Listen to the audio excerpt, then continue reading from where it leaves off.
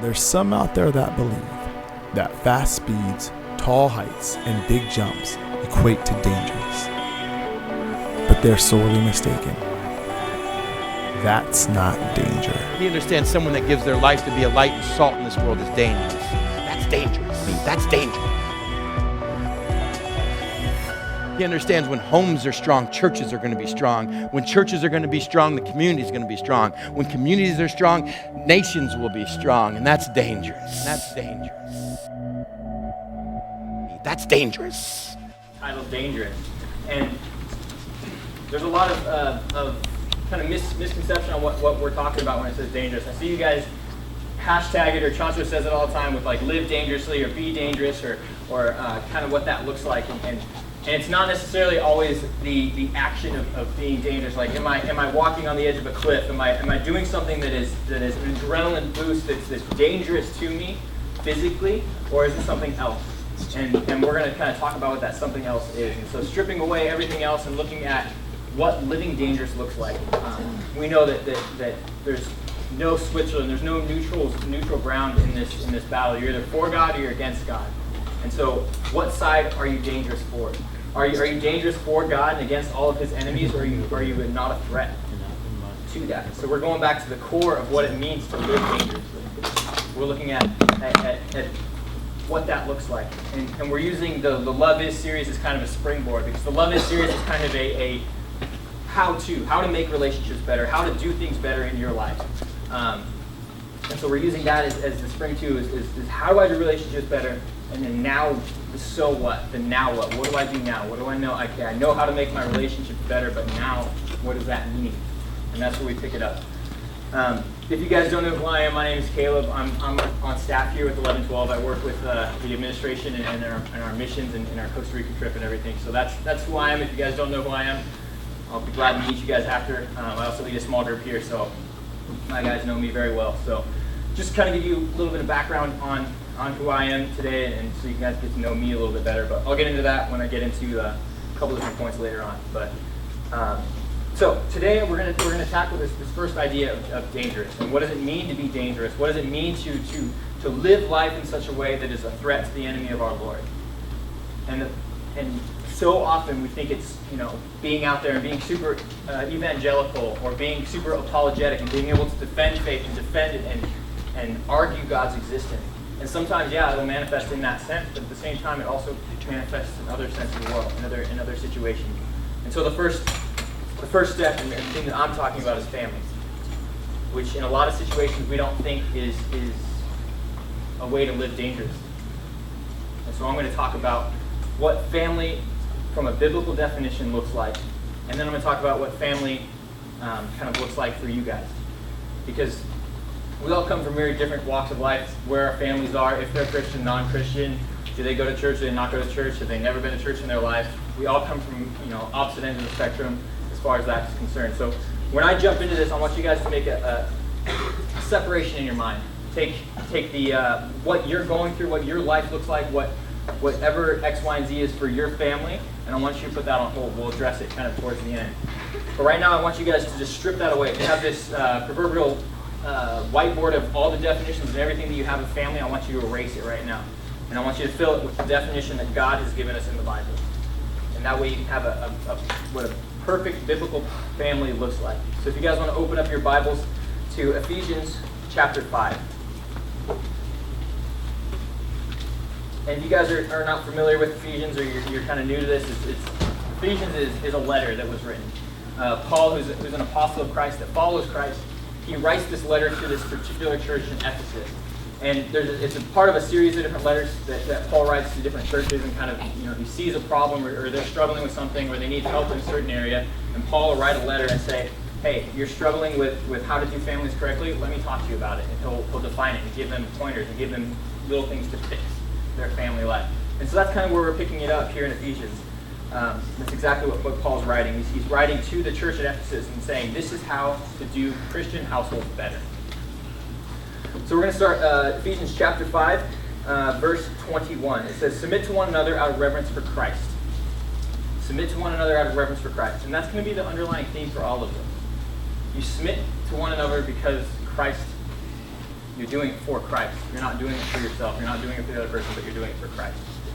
The way I'm going to structure this morning is a little bit different. So we're going to talk about what from the top down, what a family should look like. So husbands and wives, how they're supposed to interact. Parents, how they're supposed to interact. And then down to us as children, how we're supposed to interact with our family and with our parents and with our siblings as well. So starting from the top down, verse 22, it says, "Wives, submit to your husbands as you do to the Lord. For the husband is the head of the wife, as Christ is the head of the church, his body, of which he is the Savior. Now, as the church submits to Christ, so also wives should submit to their husbands in everything." Pause. Take a break there for a second. Because that's what our culture does. A lot of times our culture pulls this verse out and says, "Wives, submit to your husbands in everything." And they look at it and say, this book is archaic, and it's saying that women are substandard and subservient to men. And so often they twist that because they leave it just as that. And that's what I'm trying to teach you guys with context. When I started talking about Paul and writing the letter to the church in Ephesus, is that really important to what I'm talking about? Absolutely. Because I'm letting you guys know the context in which I'm getting this from, and this is what it looks like. And you can never just pull a verse or pull a couple verses out of context, because in and of itself, if I say wives should submit to their husbands in everything and just left it at that would not be okay. That statement in and of itself is pretty demeaning, or saying you will submit. But we forget the next verse, which is, "Husbands, love your wives just as Christ loved the church and gave himself up for her." We spent 6 months talking about what love is, about how love is an action accompanied by an emotion that acts on the behalf of its object in order to further its spiritual growth. So husbands are called to love their wives in such a way that will cause them to grow closer to Christ and become more Christ-like. So in that, if a man's acting in that definition of love towards his wife, would he ever ask anything of her that is demeaning or subservient? Absolutely not. Everything that he would ask of her would push her towards Christ. He would be pushing her towards growth. And in doing so, she would respect him and willingly submit to him, which would push him more towards Christ. So it's a mutual exchange. And our families screw this up all the time. Going back to our definition that we already know of our families screw this up all the time. Because men don't act that way. Men don't live their lives in such a way that pushes women to growth towards God. And women don't submit and respect their husbands, which pushes them further away from God and not towards God. So we screw it up. And that's the fundamental, that's the basis of families, is it starts with the husband and wife. How they interact with each other will then, in turn, affect the children and how they interact with the children. And how you guys perceive that marriage is going to result in how you potentially view your marriage in the future. And that's where it starts. So that's why I wanted to start there.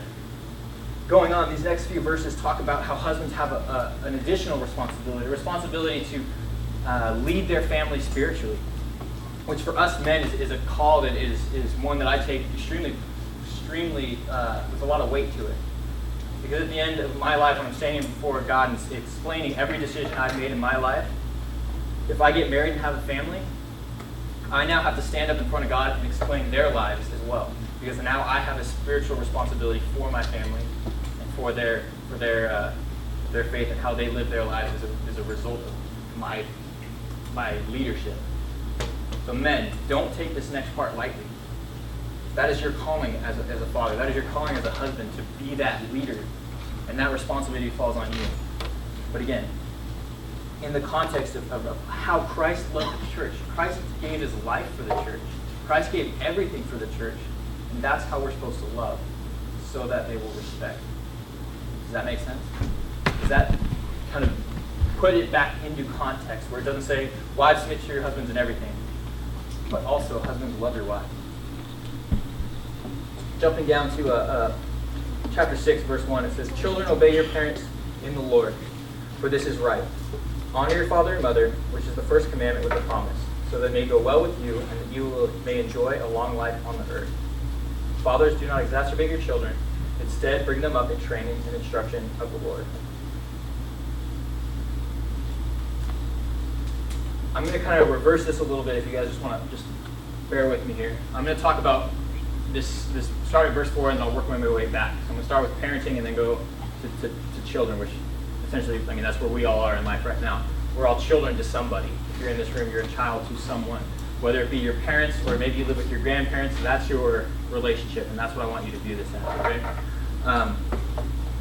And then we'll talk about us as children and all that. So parenting first. For fathers, don't exacerbate your children. Exacerbate is just a fancy way of saying don't embitter or anger or frustrate or discourage your children. And that's our calling. That's the way to be a perfect parent, is say don't anger, belittle, or frustrate your children. And how often do we screw that up? Do our parents screw that up? And this is a concept that Christopher talked about, and something that's extremely important is you have to understand, you got to wrap your mind around it, that hurt people are the only people that hurt people. If your parents were perfect, they would love you in such a way that would not cause you to be embittered or exacerbated. Your parents aren't perfect. And once you realize that they're not perfect, every decision that they make, you don't accuse them, so you realize, okay, they just screwed up. And you kind of disarm them. You disarm yourself of being angry against them, because now it's expected.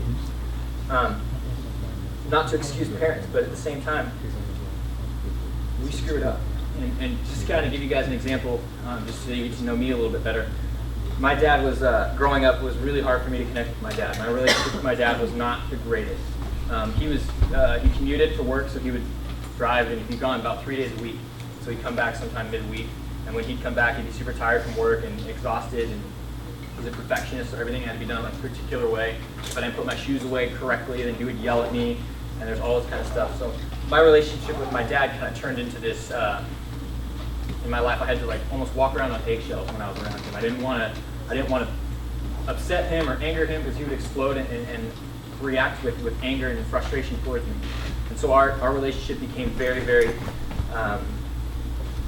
limited, and it was hard for me to connect with my dad. And some of you guys can feel me on that, where it's extremely hard for you to connect because of that walking on eggshells kind of thing. And that's the polar opposite of what it's saying here. Don't exacerbate your children, and don't create a rift between your relationship because of your anger, frustration, and all those different areas. The second part of that verse says, bring them up in training and instruction of the Lord. And so I like to look at it as guidelines. You know, if my parents created guidelines in my life and said, okay, this is how you're going to live. A lot of those were biblical principles, but not all of them were. But it's them growing me in such a way that it's protecting me from myself. Proverbs 22:6 says, train up your child in the way he should go. Even when he is old, he will not depart from it.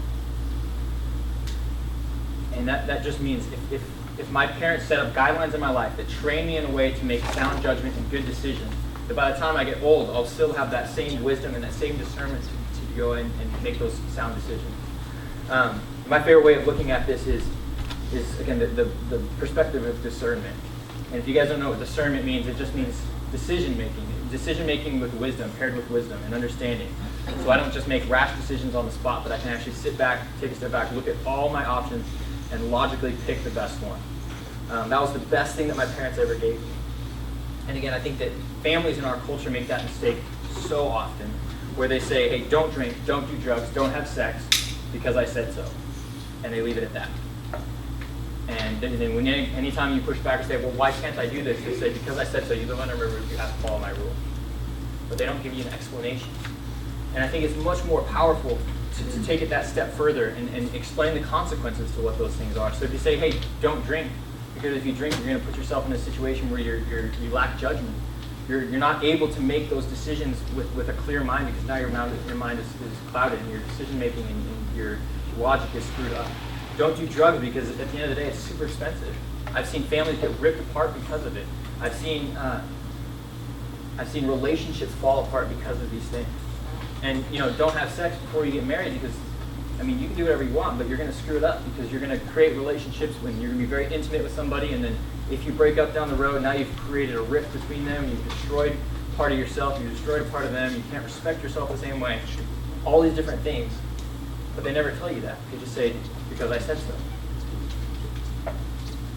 And I think there's so much power in creating a discerning mind that parents lose. And so creating and instilling discernment is important. So what happens when we go against those guidelines? And that's the next thing that a parent has a responsibility for discipline. Discipline is also extremely important. It's a biblical principle. It's all throughout the Bible. It's just chock full of examples of what discipline looks like. I have tons of verses of it down here. Hebrews 12, 5-6 says, even God disciplines the ones he loves. Even God does. God exemplifies it for us. You look at the Old Testament, the Israelites, the people that he called out of their land and called them into something new. Every time that they would stray away from what he was calling them to do, he would discipline them. He'd give them pain so that they would come back so they could avoid further pain. We look at this principle called delayed gratification. We've talked a lot about that as well and what that looks like. So think about it with a little bit of different verbiage as far as I will accept small pain now so that I avoid greater pain later. And that's what God says. If his Israelites were doing something that he told them not to, he would give them pain and punishment and have people come in and conquer them so that they would turn back to God. And he did that small pain so that they didn't continue down that road and become separated completely from God and have a death or spiritual death because of that. And that's what parents do. That's what their calling is in discipline. Proverbs 13:24 says, whoever spares the rod hates his son. So it's as plain as day. If a parent holds back in discipline, you are potentially, and the Bible says literally, hating your son or daughter. But if you reach out, but he who loves him is diligent to discipline him. Discipline is an act of love. We talked about that. We talked about how if I give you everything you want in life, it's terrible parenting. But if I give you what you need, even if it is a sound and strict judgment and discipline, then that's love.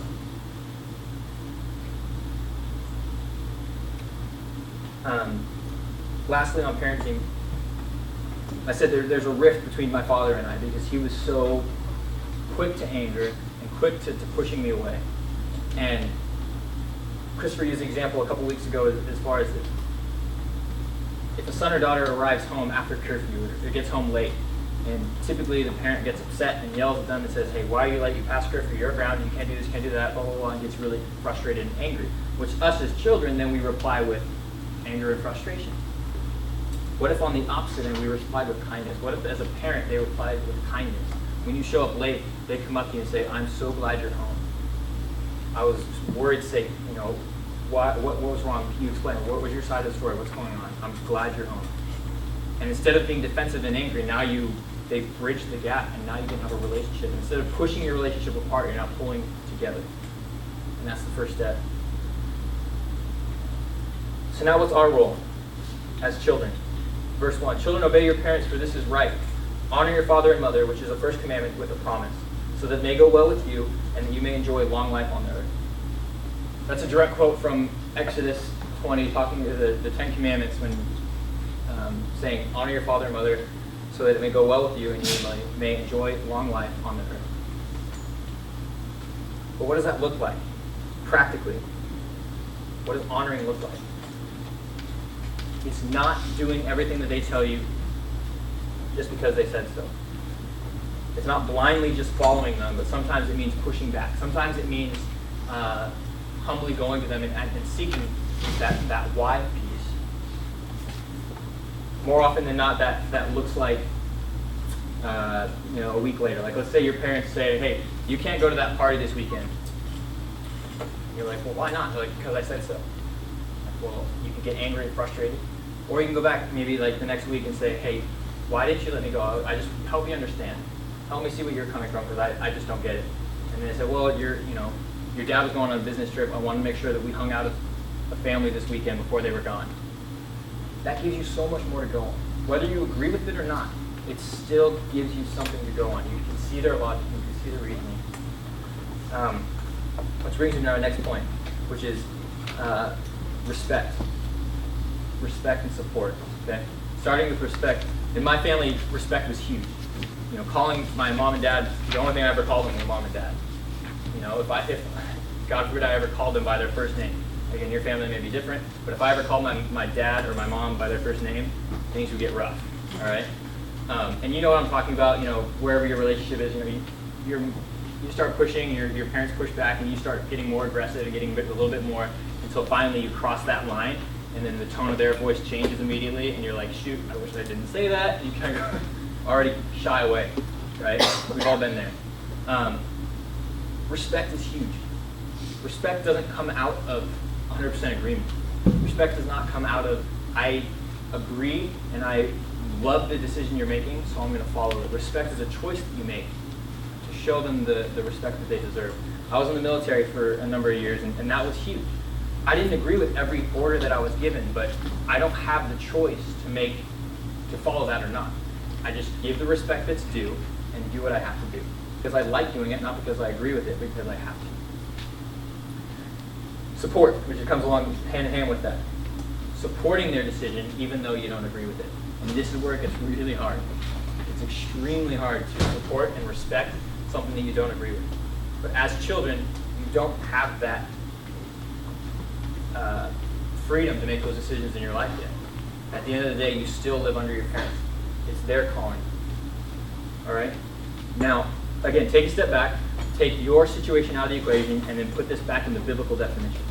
If a parent and a father is loving his kids in such a way that does not exacerbate them, but creates guidelines in their life that strives to push them towards Christ 100% of the time, all the time, is that hard to respect and follow as a child? No. If you know that every decision your parents make in your life is to further your growth, it's easy to follow. Even if you don't agree with it, even if you don't like it, you still will follow it. Because you know the end goal.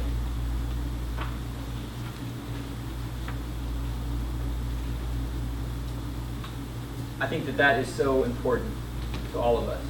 Where we as children, we react out of anger, or we react out of frustration, or we react out of whatever it is. But we always forget that kindness piece. And I talked about it with parenting, but it falls on your plate as well. And this is speaking to where you're at in your family. I know that we all come from very, very different aspects of life, and I've worked with some of my guys in my small group because they've had some rough times growing up just with their family. And at your age, guys, I'm sad. It's hard for me to look at some of the things that you guys are struggling with and the situations in your family and the things that you're facing on a daily basis at your age is unfair. You shouldn't have to face that. You shouldn't have to be going through that. But I'm here to kind of help you get through that. And the first step, and this is a hard step, it's extremely hard, and I've been there, I understand. But the first step is kindness. It's bridging that gap. Because that rift that's been created between you and your family is huge. And the way that you start moving back towards a biblical standard of family is reaching out in kindness and reaching out and bridging those gaps that you have with your family, especially with your parents.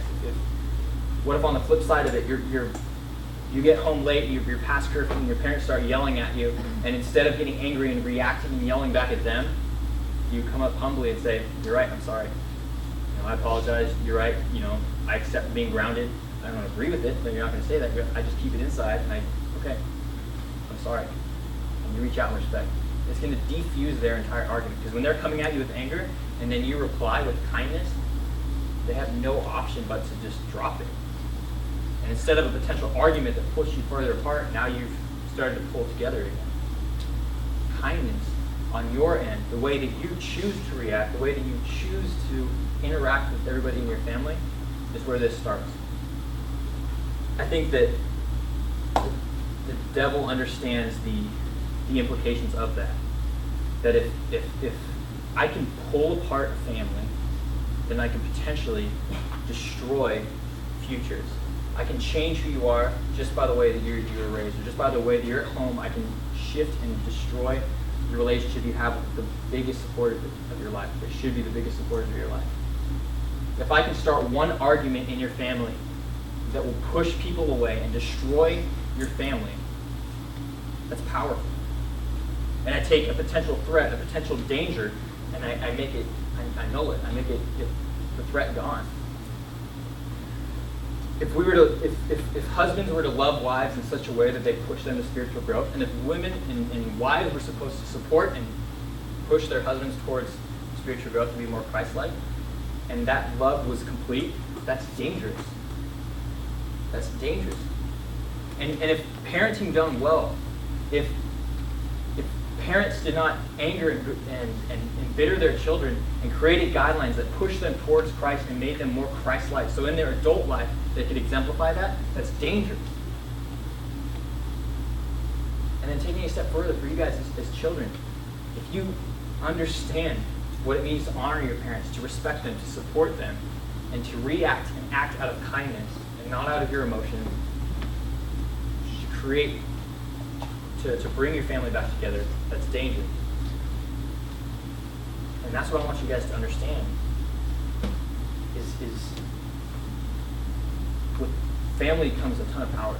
Now, again, just so you guys get to know me, I have two siblings. I have an older brother and a younger sister.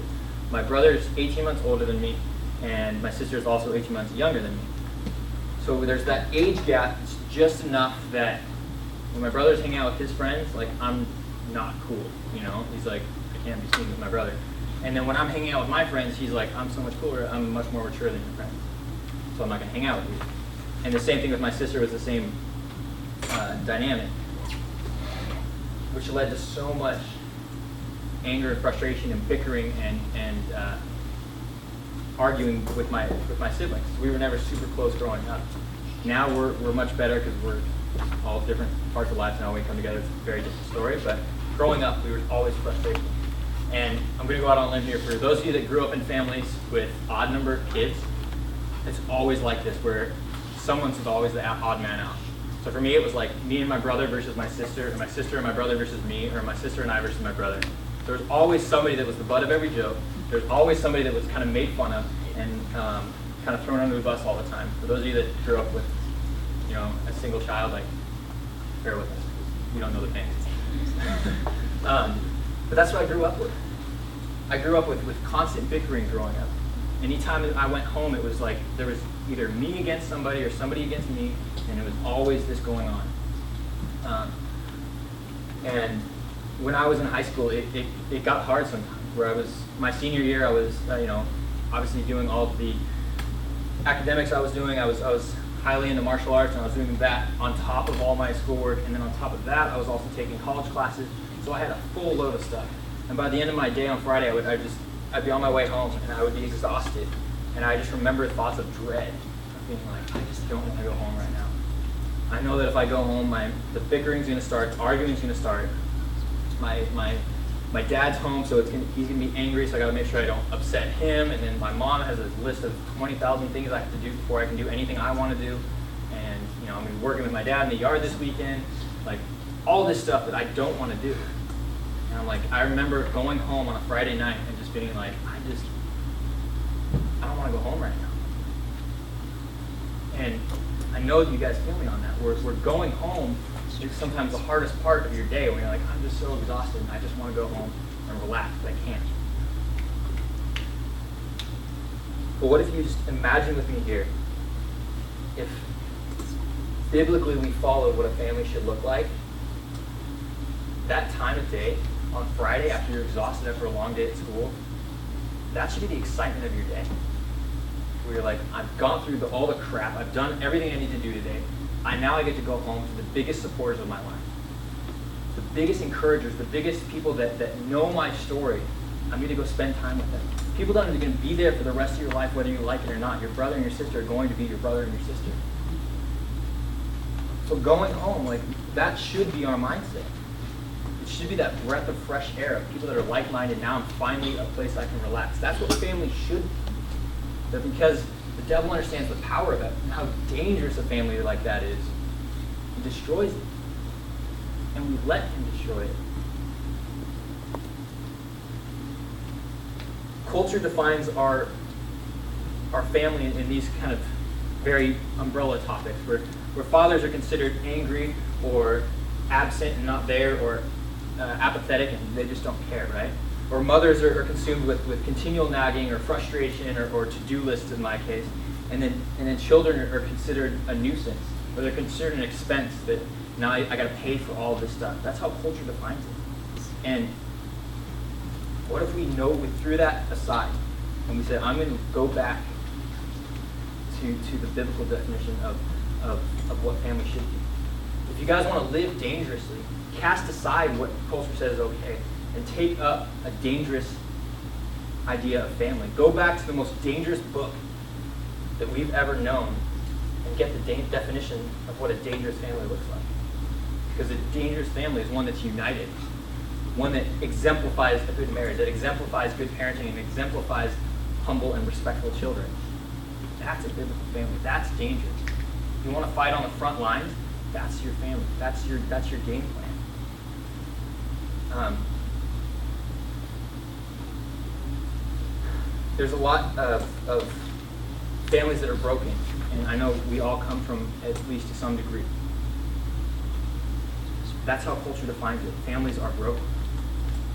So if we start living our lives in such a way that it exemplifies a Christ-like family, we start creating people to turn their heads and say, why does Grayson, when she goes home, she feels so empowered? I want that. When I go home, I feel like I'm just beat up even more. She's got something different, and I want it. Drew, when he goes home, all he talks about is how much his sister pours into him and how much he loves his sister. I hate my sister. What do they have that I don't? And now we start becoming a beacon. What if your family here in 1112, if you were to say, what kind of impact would you have in this room if your family lived like that? Everybody in here would live. Or taking it a step further, and what if every family, if you look around the room, and like every single family that was here, Riley's family, J9's family, or everybody here's family. What if all of our families exemplified that kind of life? What kind of beacon, what kind of bonfire would we create in a dark world? North Coast, when they do attendance this last year, was somewhere near 10,000 people that attend North Coast, as far as all the different campuses and everything. 10,000. Could you imagine 10,000 families exemplifying this? We all wear shirts, or our slogan is culture reimagined. Like, that's reimagining culture. That is going counterculture. Culture defines family as broken and something that's screwed up. If we go back and let God define what it is, that's reimagining culture. Which is kind of a lie into itself, because we're not reimagining it, but God wrote it. So, what if we just let our families be dictated not by our feelings, not by our culture, not by our emotions, not by our interactions with our family, but let it be defined by the Bible, by the author and creator of everything? What if we allowed him to define how we live family? That's dangerous. That's how we shift, and that's how we change what we do in our families. Let's pray. God, I just thank you for this opportunity to just come in and share something that's close to my heart. I just thank you that we have this time to just dig into your word, God. I pray that we just have the strength to replace our anger and frustration with a choice to act and react in kindness, spurring one another on in our families towards spiritual growth. I know we come from screwed up families, God, and I know it's not going to be a problem that's fixed overnight. But I pray that you just help give us the strength to be the first one to reach out a hand in kindness, to start mending those gaps, start bridging those gaps in our relationships, so that we can, again, spur each other on and push each other towards Christ, like we've been called to do that. I thank you, and I just praise your name. In Jesus' name, amen. All right, guys, just a quick reminder. Wednesday night, we're at the beach, so at the harbor. Make sure you guys are there at Tower 11. And then 26th is Rowdy Howdy Throwdown. You guys do not want to miss it. So look forward to seeing you guys then.